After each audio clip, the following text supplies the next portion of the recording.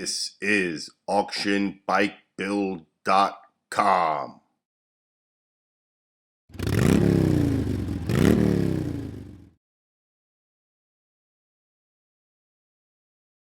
Welcome to auctionbikebuild.com.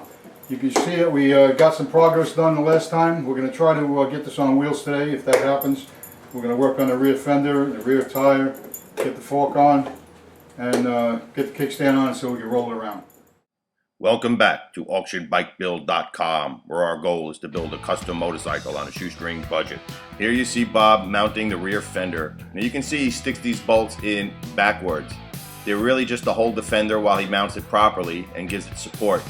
So you can see now he turns it around so the bolts are from the inside facing out, so when he puts the covers on, he has something to bolt it to. And if you remember this fender from the earlier videos, this is the one that he chopped the bottom off, and it had a big hole in it where they had a plastic mount that Bob hated, and he wanted to fill it in with metal. So on that video, he cut a pattern, he chopped it, he welded it, and then we had it bonded over, and you look at it now, it is perfect, streamlined, and beautiful. Well worth the time invested. Bob is now installing the rear signals, and he originally put them in these stock mounting holes, and he decided later that they would look better further back, so he moved them to the rear holes, which were bolt holes for support, and you get the same support further back and much nicer appearance. Now you can see underneath the fender where he's wiring it. Now you don't just twist the wires together and use electrical tape.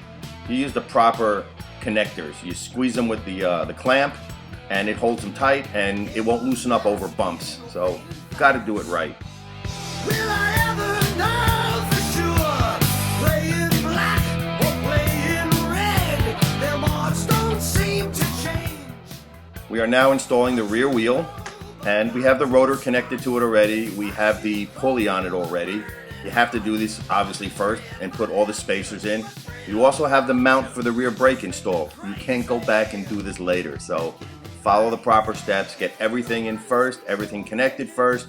Use your Loctite where necessary, and put things on properly, because the streets give the bike a pounding, and you want everything installed as good and tight as you can do it.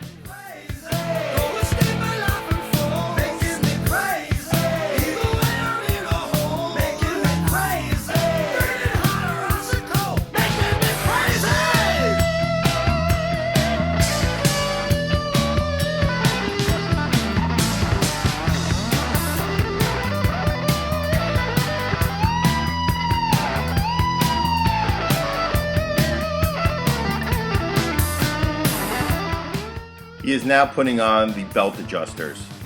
You do this and you make sure that belt is nice and snug. You don't want it whipping around or falling off, or any sort of misalignment. So put it in, tighten it properly.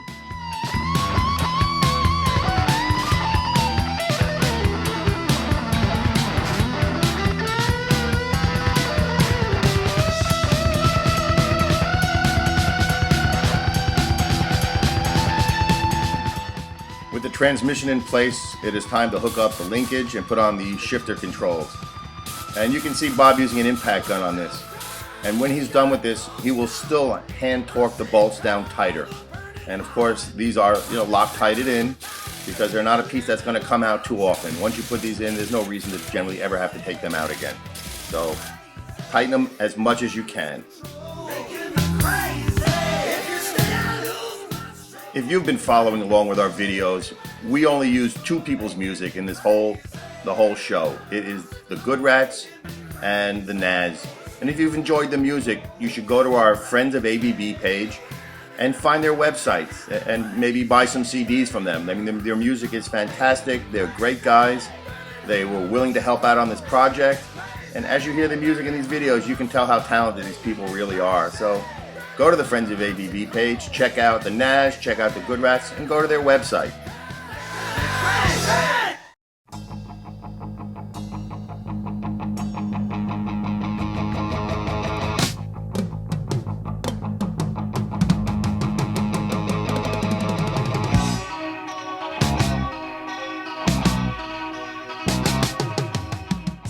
We are now hooking up the shifter linkage.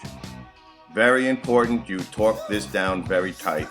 but not necessary to put in any sort of Loctite. They hold pretty tight, so put it in, torque them away. 6 or 7 months, so I ran straight to her house, and I kicked down her front door, and I smashed the TV set on a dirty kitchen floor. What could I do? After she hurt me. Bob is now ready to put in the clutch assembly. Now here is the rule of thumb. If it turns, if it rotates, if it moves, lubricate it. It's that simple. You have to put oil on parts, you have to put grease on parts, otherwise they will seize up. So anything that turns or rotates, lubricate it. Sing the song, 'cause it's making my heart to go on and on. It's a real true hanky.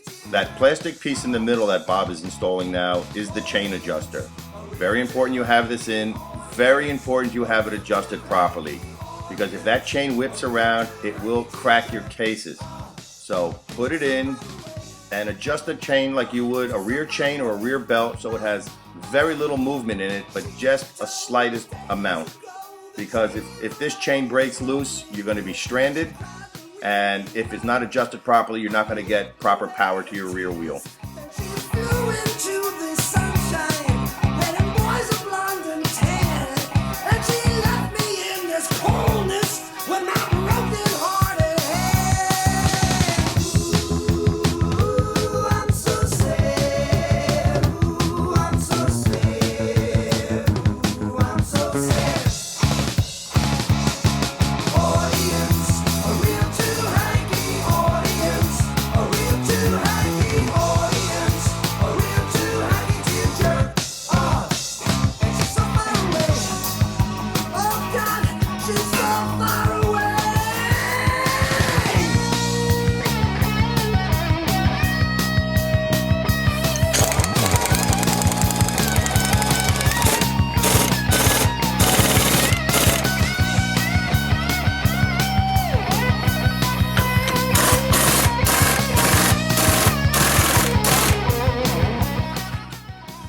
Bob is now tightening up the chain adjuster. Now you can see when he moves it, this is the proper amount of movement it should have, just the slightest bit.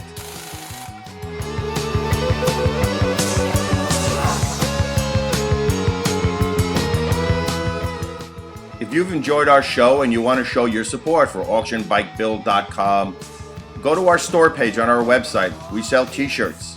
We are selling them now with free shipping.